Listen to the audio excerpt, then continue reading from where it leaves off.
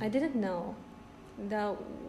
Of course, our like relatives, everyone was in Kazakhstan, but it was in neighboring. Like it's not a city, even it's a town, like little towns. I didn't see much of Kazakhstan, but we did travel to Tashkent, to Jizakh.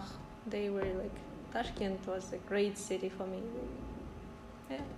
I didn't see Almaty for that time because I saw Almaty for the first time like when I entered the university actually. I went to Shymkent when I moved there. There was no... And now whole community lives in Shymkent and Almaty, but for back then, no. There were only few people. Maybe that's why people think that Uzbekistan was great, and I think Uzbekistan was great. Now you are nostalgic. What? Now you are nostalgic. Yeah. Yeah, actually, yeah, I am. Yeah, because Tashkent is great. Yeah. We're a bit out of topic, but that's totally okay. Okay. I want to know more. So, do you feel yourself, or how do you feel yourself, bicultural or bilinguistic? I mean, you mentioned this before, that you listen to Uzbekistan music, you learn Uzbekistan history, and Uzbekistan films are really good. Yeah, they are. You should watch them. Actually, yeah, sometimes I question my, let's say, command of Kazakh language because I'm not sure that I'm like for 100% Kazakh because, like I've told you, films, songs, they were all in Uzbek. That affects you anyway. Sometimes I just think about the word that I'm using. Does it exist in Kazakh? I mean, they're similar. So sometimes the let's say the border like difference between them like blurs for you because you're like thinking in Kazakh and maybe I'm using something Uzbek.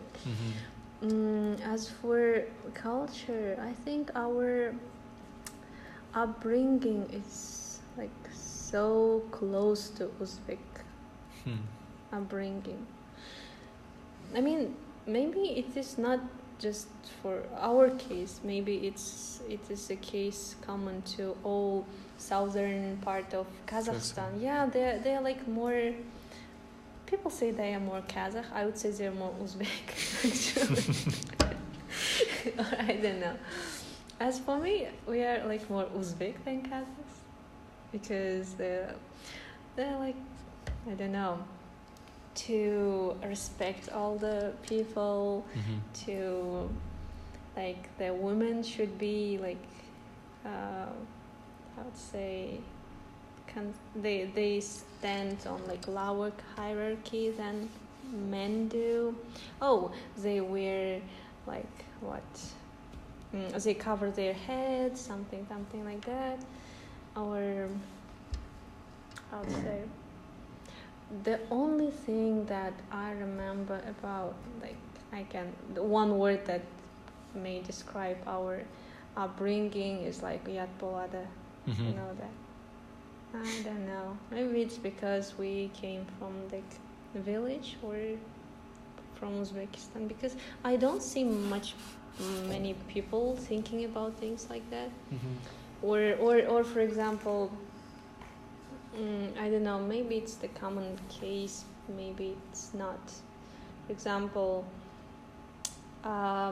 in Almaty, my relatives, let's say, like everyone that I know, they do not call their parents like you, they, for example.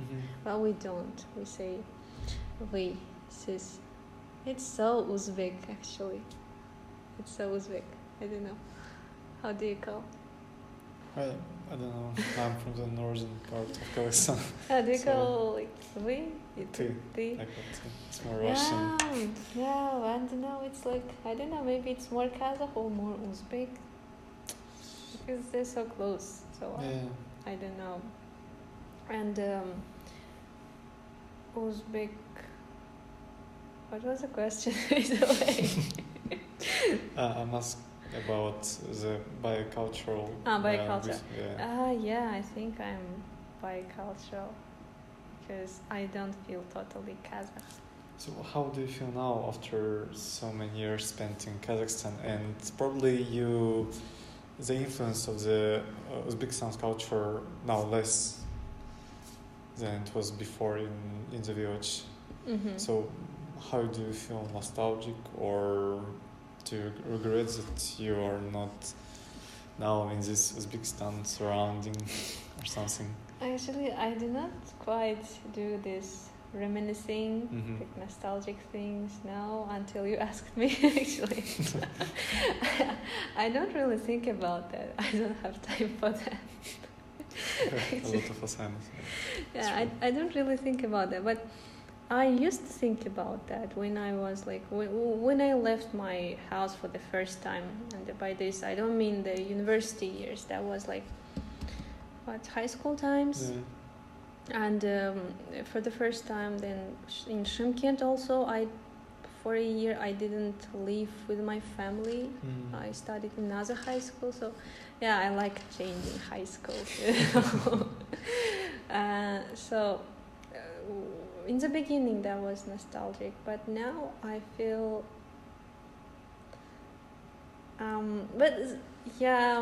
I can't say that I feel like for 100% like with Kazakh blood. I'm like a Kazakh girl. Like no, something is like not sufficient to feel like total for 100% Kazakh, because I see the difference. I mean, maybe that's family relations, or maybe that's how I see the world, or how people see me. I don't know what exactly, but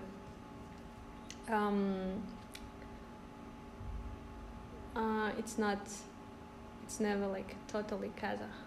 It's never.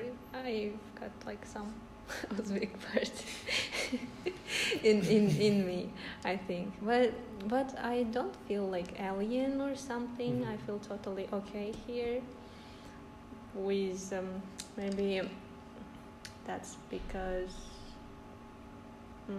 I had like international friends and just friends from other backgrounds, other ethnicities. When you like learn English, you always meet people.